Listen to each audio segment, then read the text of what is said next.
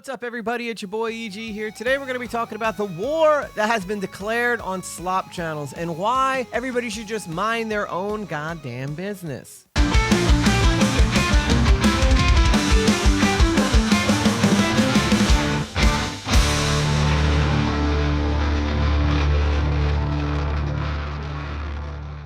If you don't know what the term Slop channel refers to, it's basically a channel that just kind of covers like the daily news. They try to stay up with the current trends, all the breaking news that's out there. And a lot of people consider these to be like throwaway videos. Like you make it, you cash in, and then YouTube kills it in the algorithm because the news won't be very important later down the line. Now, I myself am no stranger to Slop. I've done my fair share of Slop videos because the reality of the situation is that the algorithm favors what people want to see. And usually what people want to see is opinions on trending topics. It's almost like people like hearing stories about things that are popular. Now, this genre has grown in popularity over the past couple years because of the success of the Joe Rogan Experience. Joe pretty much covers whatever's popular at the time, and people tune in just to see what Joe's opinion on certain things that happen in the world are. And it didn't take long for content creators to realize that not only one, is this an easy formula to replicate, but two, it gives most content creators a barrel of topics that they could just reach into and grab and talk about with their audience at any given time. And given the popularity of the trending topic, the algorithm's more likely to push it out to people because people are interested in hearing different perspectives on the topic. Ooh, I want that algorithm juice, yeah. That's really about it. Now, somebody who I feel like has kind of mastered the art of the Slop channel would be a guy who I actually enjoy watching quite often, Chud Logic. I don't want you to say a bunch of crazy shit that people are going to think less of you for. Now, I'm going to use Chud as an example in this video because a lot of the people who have been making these anti-Slop videos have used Chud. So as they're using Chud to show why Slop is bad, I'm going to use Chud to show you why Slop is actually good. And why Slop channels actually make a bigger difference than you probably think they do. Oh yeah, Slop channels are good. Whoa, okay, I appreciate the enthusiasm, but you're not gonna do that like after every single thought I have, right? I don't know, I was just trying to give you like some fire, bro. I was trying to like amp up your video. Yeah, I would probably just say like maybe just tone it down to like when we actually change like the topic or something. Like doing it after every single thought is just like too much. Yeah, I just figured if we're playing the piano, they can't say you're Slop or that you don't try, because I mean, you're literally playing the piano. Yeah, I'm not exactly sure that's how that works, but please just keep it in between topic changes. Thank you. Now, as a viewer of Chud, I'm going to do this from my own perspective and explain why I enjoy watching him, and some of you out there will probably relate to this. So let's first take a look at how Chud actually runs his channel. Chud streams from Thursday to Tuesday. That way he captures the entire weekend audience as well, and that's not by accident. He gives himself 2 days off, which he rightfully deserves, because see, Chud streams for 8 hours a day. And you might say like, wow, 8 hours, that's a lot of time. And yes, it really is. When I get 2 to 3 hours into my stream, I start to get a little tired, and I'm like, you know what, I don't really know what else we could possibly talk about. I mean, I've had streams, the conversation's been so good that it just keeps going and going and going. But for Chud, the reason he streams so much is because he looks at this like an actual job, a 9 to 5, which I think is why he is having the success that he has. Chud will stream when he's sick, he'll stream when there's nothing to talk about, but most importantly, he's very consistent, and most people know that they can count on him to be live at those times. True. But that is not what's most important. What's most important is the relationship that Chud has developed with his audience. And while some of his audience can be a bit trolly at times, the majority of the people who watch him watch Chud because they want to hear what his opinions are on certain topics. And that's not because Chud's some A-list celebrity. That's because Chud approaches every situation in a very fair way. Chud is fair. Okay, what sort of retarded point is that? It's a meme that goes on in his channel, but it's also kind of like the calling card of what you can expect from his channel. And that's not something that Chud created overnight. That's something that Chud has created through a relationship he's had with his audience for 4 years now. Mirror, mirror on the wall, who's the fairest of them all? It's Chud. Okay,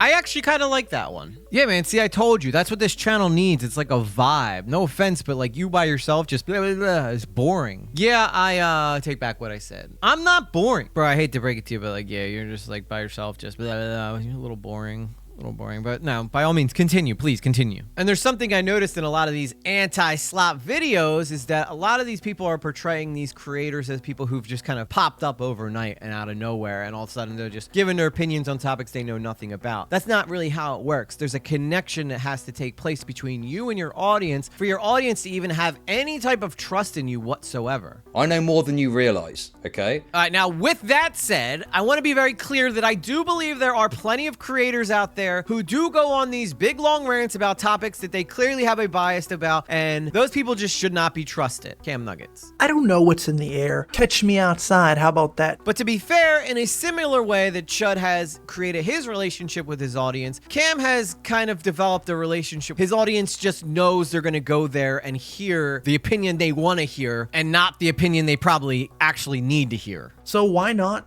tell the FBI about it? I swear it feels like some people have no shame. Now, this has kind of been a problem that's been going on YouTube for quite some time now. You'll have a creator who builds their whole entire career on like creating edgy content, really pushing the limits. Then out of nowhere, when they reach peak popularity, they turn around and pull the ladder up for everybody behind them by condemning anything edgy. Some examples of this would probably be Ethan Klein of H3H3, or of course the popular case with iDubbbz. Now, I'd like to add, I don't believe that iDubbbz or Ethan Klein's earlier videos would count as slop. They obviously put a lot of work and research into them, but now they do the same thing, right? They go with the easy content, which has a lot of people looking back on them and saying things like, I miss the old iDubbbz. Don't you do it. Yeah, I miss the old iDubbbz, but not as much as I miss his wife's OF.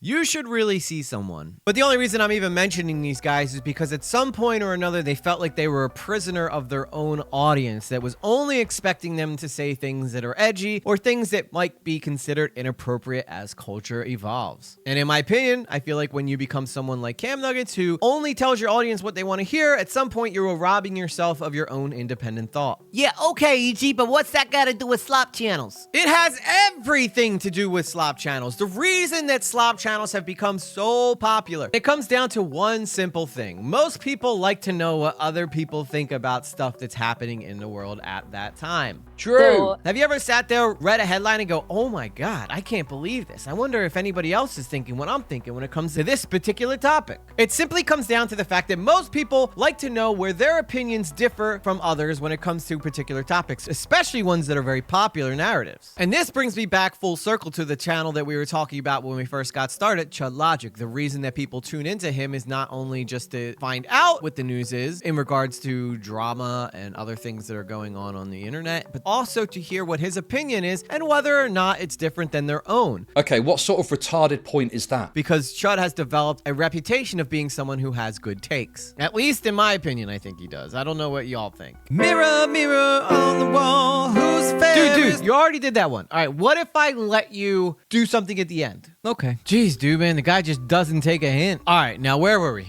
Oh yeah, it reminds me of that old saying, like opinions are like assholes, everybody's got one. But in the world of content creation, some people's opinions are better than others. Let's just be real about that. So I thought it might be a good idea if we take a look at some of these complaints that we hear in these anti-slop videos and do our best to try to show why these complaints are pointless or just flat out suck. So let's first take a look at a video by a guy named Raymundo, who got a lot of criticism for his initial slop video, and then apparently he released another one that's revised. So just to be fair, we're gonna take a look at his revised video, and we'll do our best to see if there's anything in there that has any kind of merit behind it, or if it's all just kind of hatery.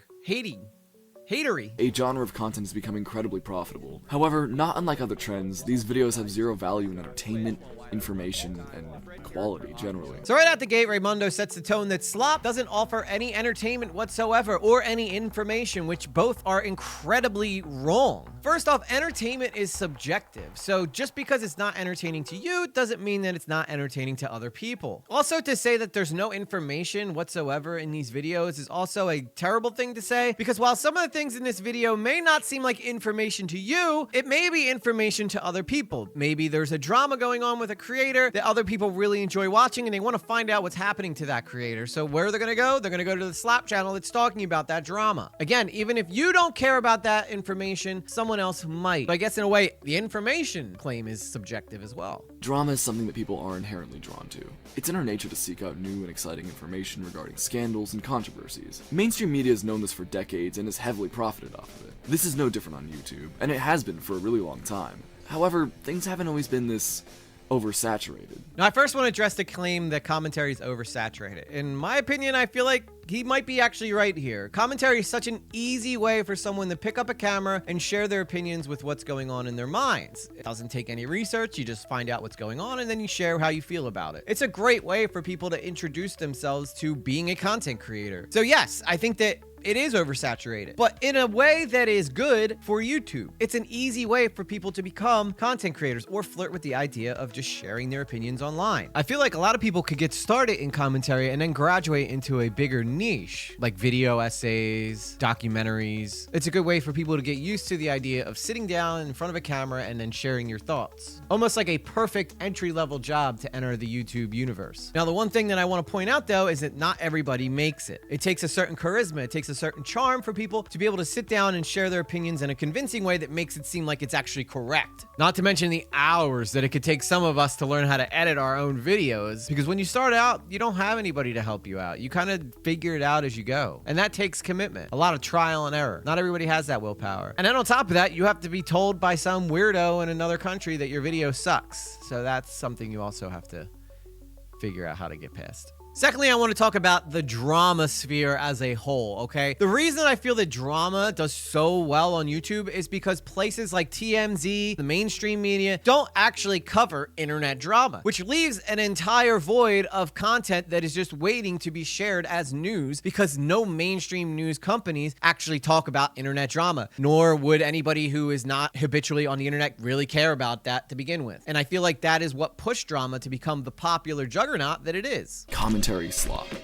And it doesn't take some galaxy brain genius. Man with 300 million subscribers, he's got a burger business, a chocolate bar company. Yeah, I think we might actually have the first YouTube scholar on our hands here. Commentary slop can best be described as low-effort, frequently uploaded content that covers modern events and incidents. Like the old Leafy is here in pyrocynical days, these videos often feature video game footage with minimal editing when needed. These videos are often hard to tell apart from each other from the rest, as generally the only unique aspect of them is the creator and their personality. The creator and their personality, which is the entire brand of the channel. Think of like Howard Stern. Howard Stern became popular because he was outrageous and everybody couldn't wait to see what he did or said next. I think it works the same way with Slop. People aren't in love with what they talk about. They're in love with the person who's talking about it, and not like romantically in love. You know what I mean? They just really enjoy the personality. It's like hanging out with a friend. Another genre of commentary slop is stream clips. These stream clip videos generally consist of a content creator who's already grown a sizable audience on their main channel, where they put a lot more effort into their content. This has led them to grow a loyal fan base who will just kind of watch anything they do. So yes, most of these creators did start their career putting way more effort into their videos, which, by the way, Turkey Tom still does Turkey Tom today. He does these essays to this day, but he also started several other channels because he is a brand, and you never know how long your time on YouTube is gonna last. So Tom's trying to cash in while he can. If you watch him, he says it plenty of times that he's probably gonna be irrelevant in a couple years, which I don't know, because Tom seems to be very good at evolving his channel into doing different types of things, and he seems like he really cares about the content he does. But I feel like as a creator, they've earned that right. They've earned the right to have that audience care about them because they've put in the time to do that. It's not like, oh, I just started streaming today and now I got 1,000 people watching me. Most of these content creators have been doing this stuff for years. And while, yeah, their content earlier on was probably way more carefully planned and created, they've earned that respect from their audience to be able to do that. It's not like just a gift, and they're not like taking advantage of their audience. They put in the work. They're reaping the rewards. They've created content that has built trust with their audience. Therefore, their audience trusts their opinions. And instead of doing a documentary on every single thing they talk about, they now have the opportunity to talk about fleeting topics that people would be interested in hearing their takes on. It's that simple. A perfect example of this would be the Hawk Tuah girl. Oh, you gotta give him that hawk Tuah and spit on that thing. You get me? A young pretty girl in Tennessee who happened to do an interview where she talked about how good she gives that old sloppy Joe. And all of a sudden, people are more interested in learning about her. It's a way that you let people into your life after already establishing a positive chemistry with your audience. It doesn't make their content any less. It's just more valuable to the people who are invested in who those people are. The next topic that Raymundo brings up is about reaction content and commentary in general, which I actually believe is a huge fucking problem on YouTube. As a smaller creator who works really hard on his own videos because I don't have any money to hire anybody, it is really exciting when a bigger creator decides to take time to watch your video. This can bring traffic towards your channel, expose you to a much wider audience, open up networking opportunities for you, but there are issues that come along with that as well. However, as a creator, it's not actually a bad thing to have a big YouTuber make a reaction video to your content. YouTubers like Tuah have completely had their careers launched by Moist Critical watching their videos on stream, which is something I would personally welcome with open arms. However, a lot of the time, these videos are presented as if they aren't just reaction videos, with vague and interesting titles and really good thumbnails, making them seem like much more than they actually are. This might not seem like a problem since, sort of clickbaity thumbnails and titles have been a thing forever, but this is kind of an issue because it could take views from the people interested in the topic of the original video, and further oversaturates YouTube with very similar content, making it harder for new original creators to be seen. But again, this is only an issue if the person reacting to the video doesn't add very much. Commentary can be very interesting when the person doing it is adding new info or their own unique perspective to the mix. However, the issue really comes in when they're getting constantly distracted by text-to-speech, talking about things that are completely unrelated to the video, or, not really saying anything at all. Alright, so this I totally agree with. If you are somebody who is out there reacting to other people's content and you are a big creator, you can't just sit there and watch the damn shit. Somebody put their blood, sweat, and tears into that thing. Alright, you gotta show a little bit of respect. You gotta make sure that you have the links included so that you are shouting out the creator. And that's simply just an easy way of saying, hey, thanks for sharing the content. There's certain rules to this shit. While I am a content creator and I watch people's shit all the time live on stream, I always make sure to include links, even if it's a video I totally disagree with. Always include the links in my description. Why? Because that person actually took the time to make that video. The very least you can do, if you're not gonna add a bunch of commentary, which you should be doing in the first place, because hell, you're a commentator. That means that you're supposed to be giving your input on what you're watching and not just dicking around with your audience while you're watching a video. I understand where Raymundo's coming from here, 110%. If you want to use fair use as an excuse, then fair use it, man. Like, I get it. I get the frustration there. However, on the counter side to that, when people actually do commentary right and actually talk about the video, give their feedback on the editing, talk with their chat about it, plug the guy who made the video, that is a very valuable tool for any small creator out there. However, that's not the case all the time. And it's been brought up time and time again by Jax Films, the guy who was, stalked by Sniper Wolf. Wow, what a wild story that was. But he's right. At the end of the day, he's right. There is rules to reaction. Now, most of the people I follow, I watch as reactors, they do this right. They always keep the topic of what's being discussed in the video top of mind. Because if you aren't doing that, you're essentially just stealing content, and that's a dick move. So if I'm going to be critical of people going after slop channels, I also have to acknowledge where they're right in some of their critiques. And there are plenty of slop channels out there. They'll just play a video, and then they'll let someone else's video entertain their audience for them. And in my opinion, that's clearly theft, because the views for that video should be going to the original creator. That brings up the abuse of the copyright system on YouTube as well. I mean, could be a whole nother video itself, but I'm literally just trying to point out that as someone who does slop, there's certain decorum and rules that you should follow so that you're respecting other creators on the platform. So I want to take a second to step away from Raymundo's video, and I want to look at another video by a creator who goes by the name Terror. He also put out a slop video. Let's see if he has anything in his video that kind of makes me sit there and go,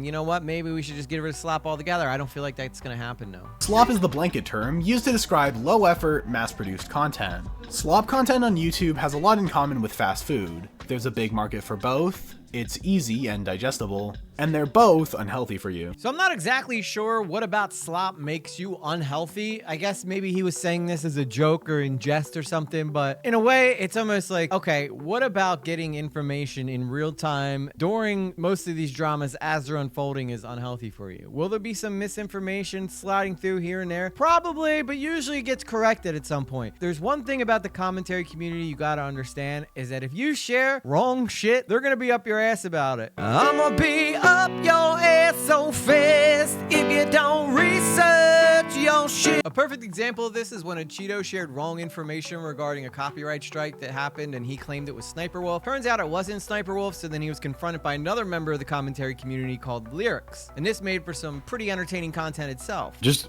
someone comes to my chat, he's like, lerix wants to debate you. I type, you want to debate. I think this is about D'Angelo Wallace. You're watching a video I posted 6 days ago and you're telling me this is wrong. I saw a vague update about it and you're like mad that I won't delete a video on your word. Like, dude, give me a sec.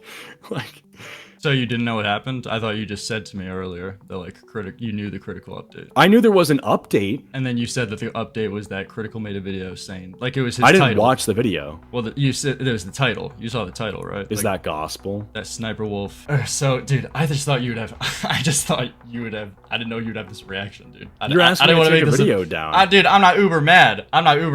But I didn't expect you to like openly say like, yeah, I don't want to be out of the algorithm, so I'm fine with keeping a video that's posting misinformation up. So obviously this is a bad look for the commentary community when you have people who are larger creators in the space who are just more worried about getting money than they are about getting the information correct, which lends credibility to all these people who are anti-sloppers. Acheeto, you should check out Google sometime. It'll save you some embarrassment from lerix online. Oh yeah. But also, in a way, points out some of the criticisms are accurate that are coming from these videos. Obviously, Slop isn't going to have the same creativity or production value as something with more effort, but that's by design. Slop channels are less about the product and more about the formula. See, I totally disagree with that point because in my opinion, I don't think Slop is about a formula. I think it's about the information that are in these videos. Most creators want to give you the information as directly and without as many distractions as possible. And yeah, sometimes they forego visuals for that reason. And just because Slop videos are more focused on the information, that doesn't make it less entertaining to the people watching it.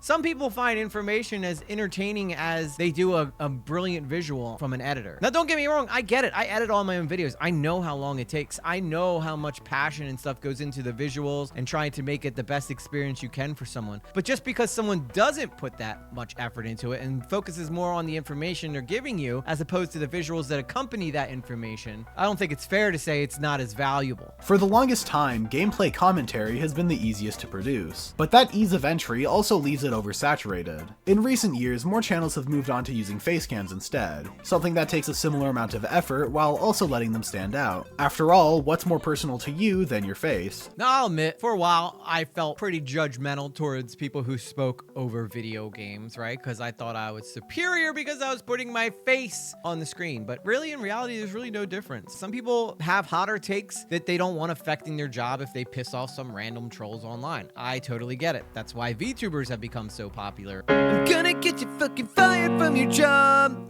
Tell them how you make an internet slop. I mean, think about it. We're on a platform called YouTube. What is more personal to you than you? That's what this whole platform was designed for me to be able to sit here, show you my face, and then talk about things. Some people don't feel comfortable showing their face. Personally, I don't really give a shit. I stand behind everything I say. Some people say things that maybe they don't fully trust is right, so they don't want to have a face to be able to be attached to that. But if I get something wrong, I want to have accountability for it. So if you know who I am, then good. Keep me accountable. It's a good thing. The whole point of this, though, is for you to create a channel that you like and that other people like. All of a sudden, we're getting judgy about who's having success on YouTube. It's ridiculous. How much time did you spend editing that? I don't know, maybe like 6-7 hours. This guy only spent 6-7 hours editing his video. What a chode. Yeah, but it got like 100,000 views. You hear this? This guy got 100,000 views for having a 6-hour edited video. I spent 9 months on my video. Yeah, how many views did you get? I think I got like 1.5. 1.5 million? No, 1.5 thousand. And it seems like that's all this is. Jealousy. Comparison is the thief of happiness. I don't know if you guys have ever heard that term before, but it's a pretty good one, especially in regards to YouTube. Do not compare yourself to other creators. Just create what you like. Have fun with it. Who cares if other people are having success creating things that take them half the effort? They obviously found a life hack that you need to find yourself. But if you are that hardcore artist who feels like he needs to absolutely knock it out of the park with every single video he makes, that's good for you. I hope you do well. I really do. But don't hate on people who found a system that works for them. Everybody's online creator journey journey is different. And personally, I like it that way. I think the most important thing you could do as a creator is be yourself. You don't want to be the next other creator who's already been out there. Be the first you, man. Believe it or not, this is the first camera I ever started filming with. I remember I used to make videos of me and my friends skating. I thought it was really fun. I was working at Blockbuster Video at the time in high school, so I can kind of age myself there a little bit. But this is just an HD 20 optical zoom camera. Nothing special. It was meant for videotaping vacations and things of that nature. And ever since I can remember, I was always using this to document my life and journeys that I've been through. But now we're at a point where everybody can do that. And not only can you do that, but you can do it as a job. I've come a long way since then. If you look at my setup now from my old camera filming my new camera, I think that's kind of cool. But I'm not trying to be anybody other than who I am. And if some of y'all think I'm a goofball, that's totally fine. But the cool thing about this is that I'm literally filming myself trying to achieve my dream with my very first camera that I owned when I could barely afford it. I remember I worked extra hard part-time to try to afford this dang thing. I don't even know how to turn off the info. So you're getting a video with the info from the camera on it. But at the end of the day, this little camera right here changed my whole life. Now, I didn't take content creating seriously until like this past year, but I'll tell you what, there's nothing more rewarding than being a good storyteller. So I've been enjoying myself on this content creator journey. You know, I guess what I'm trying to say is that going from here to where I'm sitting now and the way things changed from here to where I am now has been massive. Never before would I ever been able to make a living with this camera the way that I can do it with this camera. So I guess I'm just kind of trying to say, like, why don't we all just like chill the hell out and stop dragging on people who are doing things online that maybe you don't quite understand? Because obviously if they're finding success, then there's an audience for it. And we can't be the type of people who tell the audience what's good and what isn't. Now, obviously that's different when it comes to behavioral issues with certain content creators. Like if someone's acting like Jack Doherty and risking lives just so that he can get some clout online, that's something that should be called out. But calling out people for making content that people are clearly enjoying because you don't think it's up to par with the effort that you put into your videos, well, then that's just kind of lame, to be honest with you. I don't really know else how to say it. If you would have seen the original videos I made with this sucker, that is shitty slop. But we've come so far with content, and I think that it's important that we take time to realize that someone else's art is not the same as your art, and it never will be. Because honestly, we're all out here just trying to have fun, make a couple extra bucks if it's possible. But more importantly, a lot of us are trying to just express ourselves and have a little fun while we do it. You know, sometimes when I'm watching videos, I don't want to do like a 6-hour deep dive into every topic. Sometimes a short, abbreviated 20-minute update is right up my alley. And guess what? That's slop. That's a slop video. This right here is a slop video about anti-slop. So go figure, you know? Maybe one day I'll evolve to be like a Martin Scorsese-esque filmmaker, but today I'm okay with just sitting here and talking to y'all. But people seem to like this stuff, so all I can say is if it's not your thing, keep doing what you're doing, and eventually you will find your audience as well. If you're upset with the views you're getting, or you're upset that someone's doing half the work getting twice the views, maybe reevaluate what you're doing. Improve. There's one thing that will never ever change on YouTube, and that is that good content gets seen. Maybe not today, maybe not tomorrow, but eventually someone will find it and share it with someone who will find it and share it with someone else. That's kind of the way this whole internet thing works. Is there content out there that's probably masterpiece that nobody knows about? I'm sure there is. But that's what makes it fun. If you find it later, you know, that's something to be excited for. So anyway, this was just a video I wanted to put together for my quick take on this whole anti-slop thing moving forward and just kind of give my critiques on it. So I hope that you guys enjoyed this video. If you like this video and you want to see what Foozie's been up to and see what real slop videos look like, click this link right here.